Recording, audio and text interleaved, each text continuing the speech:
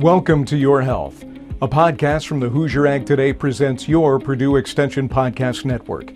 I'm Greg Allen. Thanks for joining me. Today we're focusing on a critical but often overlooked issue, mental health in the agricultural community. You know, farming is one of the oldest professions and one of the most stressful as well. Long hours, financial uncertainty, isolation, unpredictable weather, these all weigh heavily on the shoulders of those who feed the world. And the numbers tell a sobering story. According to the CDC, farmers are 1.5 times more likely to die by suicide than people in other occupations. It's staggering. A 2023 survey by the American Farm Bureau Federation found that over 60% of rural adults say they've experienced more mental health challenges in recent years, and yet more than half say there are too few resources or providers in their communities. This isn't just a rural issue. It's a public health issue. It's a food security issue. And it's time that we talk about it. That's why I'm so very pleased and excited to talk with a Purdue Extension Health and Human Science educator, Angela Sorg. Angela, thank you so much for joining us today.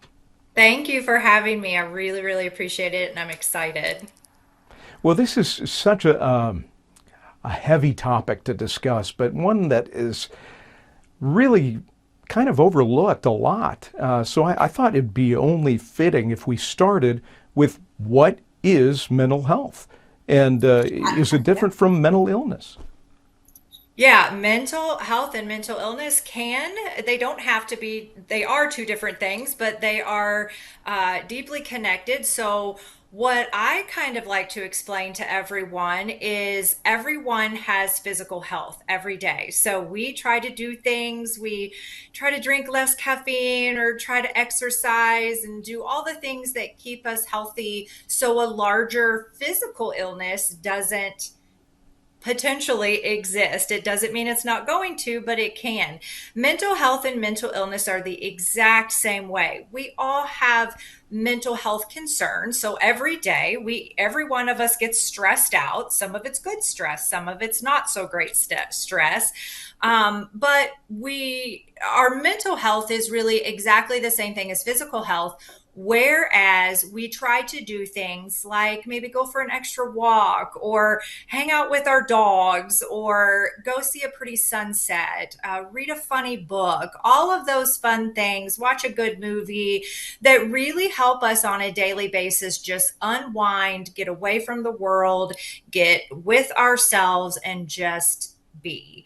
So that is really all every day we take care of our mental health in hopes that a potential larger issue won't happen. A mental illness are those diagnosable concerns like depression, post-traumatic stress disorder, anxiety, all of those things that many of us have. It's completely neurological. And so our mental health is just taking care of ourselves, and then a mental illness is separate in that it is an actual diagnosable concern that you need to seek treatment for. And I assume that just like physical health, you really need to do things that give regular care and attention to your mental health. Absolutely, for sure, every day. And it can be you're taking care of you and finding what your own things are is as unique as anyone else. What I like, maybe my husband doesn't like, isn't what my children like. So you really have to find those things, and it is really simple. If it makes you feel good and it's a healthy thing, like those things that I just talked about before, then those are positive things, and those are things that you might want to do more of, especially in seasons where maybe you're really stressed out, or it's just not a good season for you. Yeah. I know my wife and I, we like to take daily walks, and, not only is that great for physical health, but really it's a wonderful time to unwind, to have arrested time together, to do check-ins on each other, to enjoy nature and our surroundings. Yes. And so very much as it is physical health, it is mental health for us. Yes, it is. And it's, sometimes we get misguided by the fact that there's all of these secretive things that we have to do to increase our mental health. And really, there isn't. It is. Being out in the sun and getting the vitamin D is amazing for your mental health. It neurologically increases chemicals in your brain that you don't even have to think about, and you don't even have to do anything about. It just naturally happens. And those are good things to do. So, Angela, I got to be honest, when I was doing research for all of this, I was shocked and taken aback at the amount of farmers and those in the agricultural business that are so susceptible to mental health challenges. Why is that? Yeah, so there's a lot of different reasons, but we really talk about on the Purdue Farm Stress team, we really talk about a few. And some of those are, unlike me, I am sitting indoors, I am doing this podcast. We are not having to be dependent on the weather. We are not having to be dependent on any kind of a fluctuating market. We're both here, so we don't have to worry that each other are not showing up to be able to do the things that we need to do. And you and I are doing a podcast, and there's a beginning, a middle, and an end. Within the agricultural community, there isn't. It is all day, every day, 24/7, 365. And what commodity prices look like this year are not going to be the same as what prices look like next year. So you really can't ever get into almost a sense of calm that, okay, I can do this. I've been with Extension for 10 years, and I feel like I know my job really well. And I feel like I can kind of predict what's going to happen next year and feel calm about that. But when you're in the agricultural community and when you're a farmer, you cannot rely on that. You are so dependent on so many other things that you lose your really sense of control. And the other thing is, if I lost my job tomorrow, I love my job and I would not want to lose my job. It would be devastating for me, but I could go find another job. Agriculture and farming is not a job. It is an identity. It is a lifestyle. So I am not losing my identity if I lost my job. But if a farmer who has had a multi-generational farm and has put blood, sweat, and tears, family dinners, family finances all into this amazing bucket of agriculture, if there is, and I don't love the word loss because that assumes responsibility, but if the farm has to go away or for whatever different reasons, that is a loss of generations. That is a loss of what do my children do after me. That is a loss of who am I? What am I now? And it's also a loss of why couldn't I do this when so many generations before me have done this? And then what is wrong with me? And then here comes all of that negative self-talk. So really all of those things, in addition, our farmers and farm families, they do not get a break. Even if they go on a vacation, and that is a big even if, then they are on the phone. They still have livestock. They still have crops. They still have machinery that someone is having to take care of while they are away. And that oftentimes means something's going to happen while they're away. So they really can't step off of the farm and just leave it like I can do in my job. So it seems like there are more opportunities for potential failure when you're married to this thing. Like you said, it's a lifestyle. Yeah, for sure. It definitely is a lifestyle, and the whole family is typically involved. I tell my husband and my children about my job, but they are not ingrained and enmeshed in it. And agricultural life is very, very different. The children are enmeshed and ingrained in it, and farm spouses, and oftentimes brothers, sisters, cousins, uncles, and sometimes that can leave things to be confusing. Farmers are fixers. They fix things all the time, and it's an amazing foundation for them to have. But when also they feel like they can't fix something, then that really is kind of a perfect storm to really kind of lead up to some really, really increased stress, mental health concerns, and then potential mental illnesses after that. Angela, out of all of the demographics that you can think of that are available, why should we take care of the agricultural community when it comes to mental health?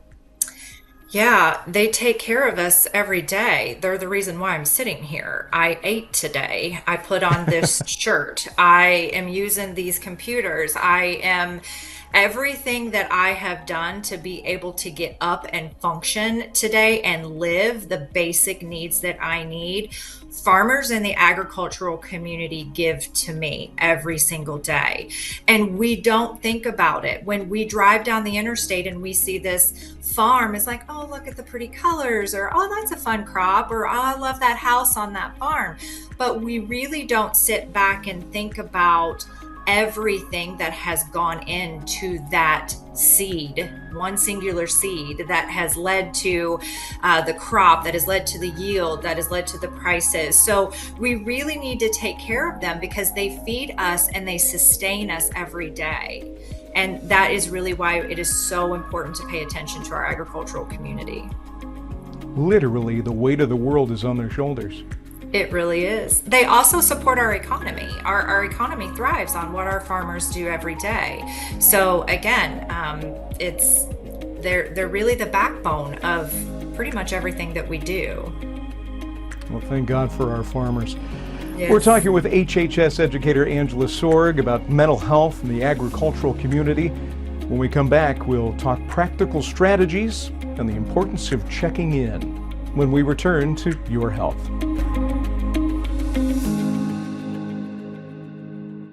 The average American reaches for their mobile phone about 350 times a day. For Indiana farmers, that number is probably higher, as the Hoosier Ag Today mobile app keeps them updated on the latest markets, weather, and farm news information. If you haven't downloaded this free app, you're missing out on a powerful and portable resource. The Hoosier Ag Today mobile app can be downloaded at the Apple Store and Google Play, and at HoosierAgToday.com. The Hoosier Ag Today mobile app.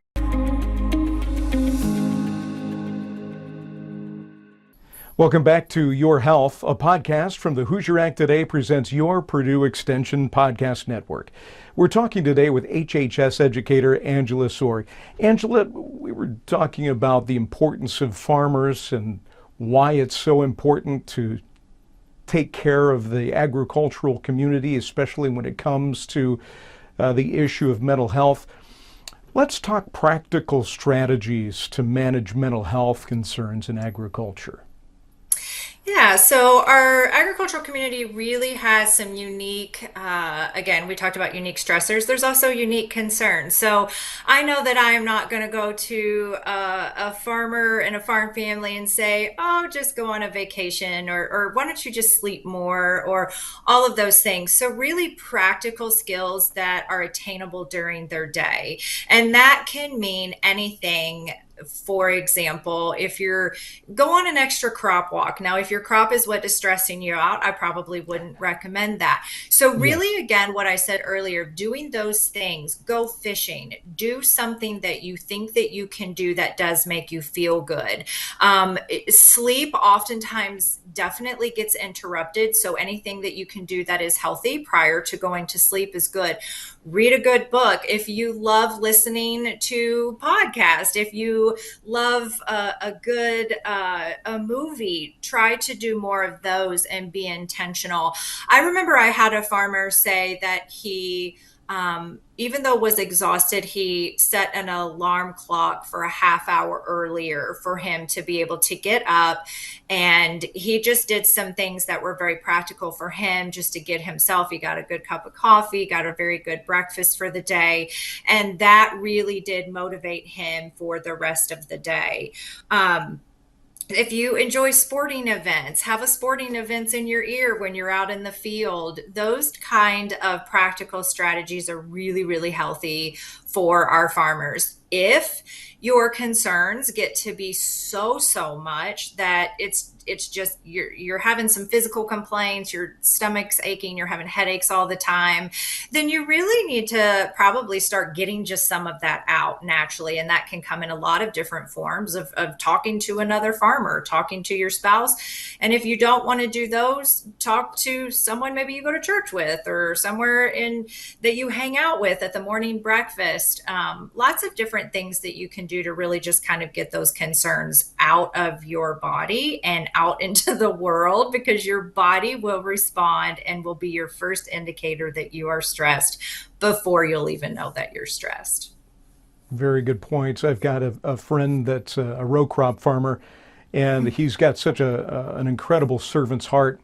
And for him to step away from the fields, to step away from the job, looks like going to someone's house and helping them to install a dishwasher or to do some basic home repair and that sort of thing. Mm-hmm. So people are very happy to help keep him busy. And he loves it. He loves it. I bet.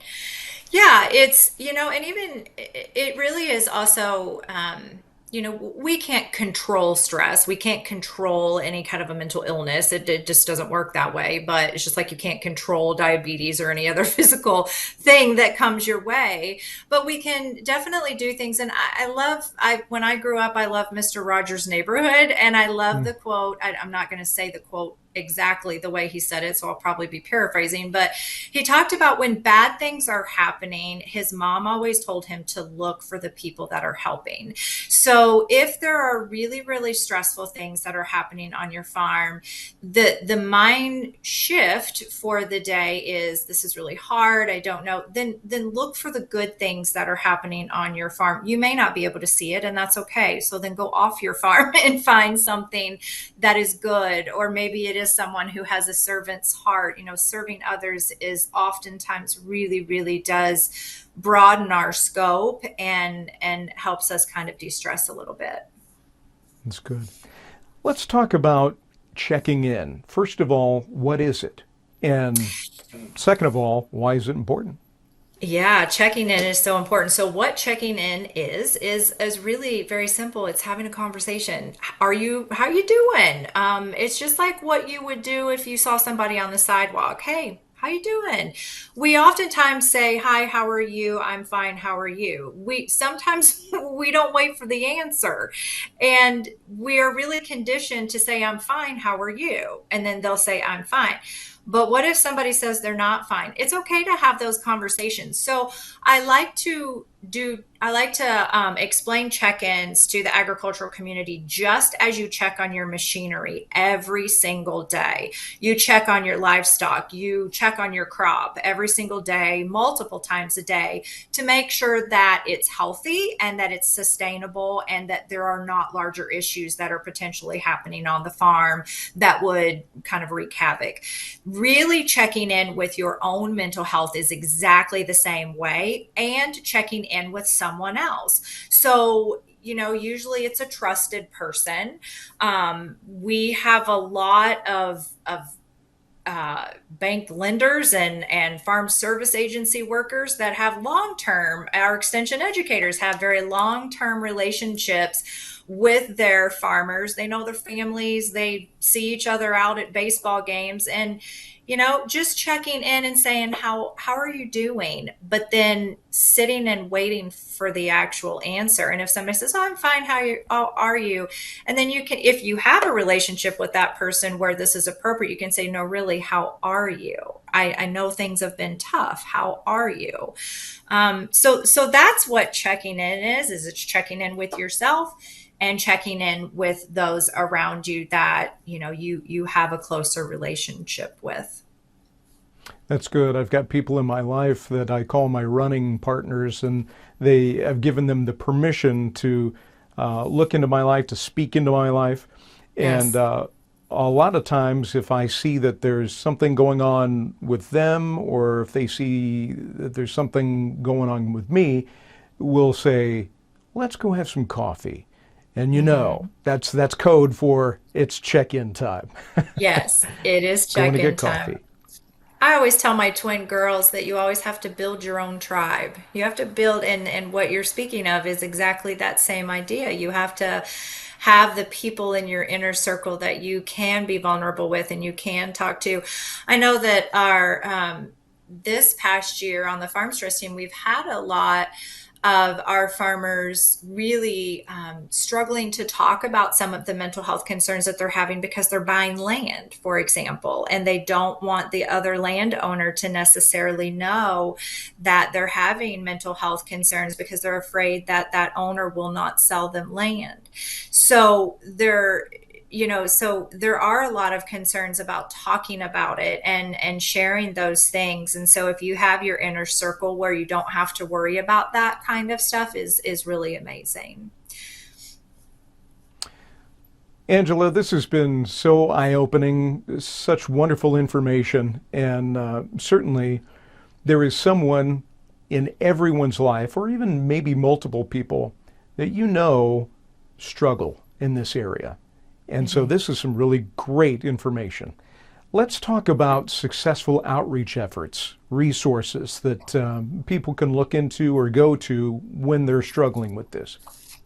Yeah, sure. So you can always, if you're struggling, you can always reach out to your local extension office and they will get a hold of the Purdue Farm Stress team. There is about 20 of us across the state.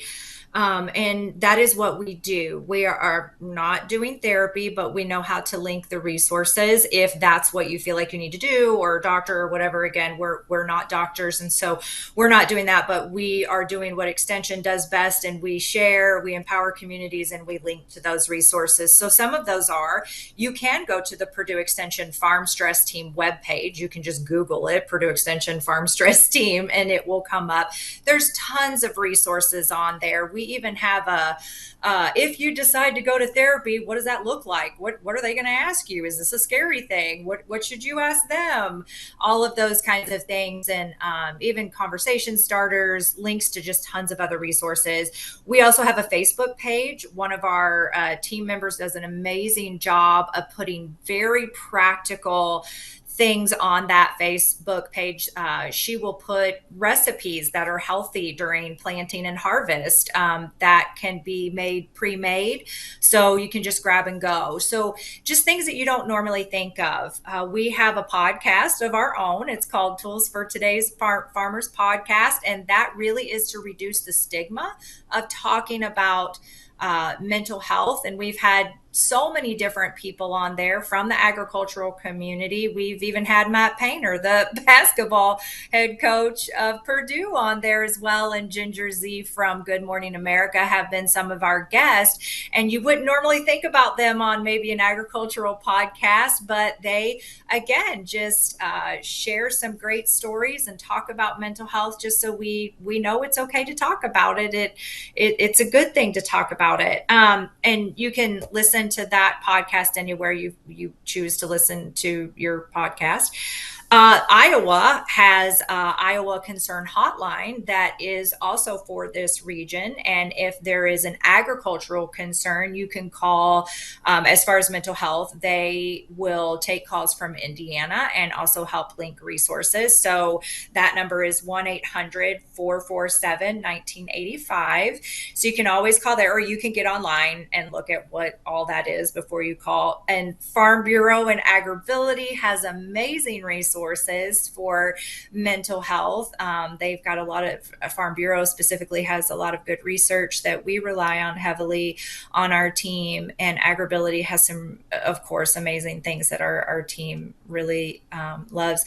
And then if you or someone that you love is in a crisis, but I will say you don't have to be a crisis, the 988 is the, they call it a crisis and suicide hotline, but I don't want that to scare anyone off from calling there. And really what that is it's just a soft person on the other side who is trained, as opposed to before, if you were in crisis, you would call 911 and there'd be scary lights, whistles, police officers, and that can be really disheartening when you're in the middle of a mental health crisis or concern.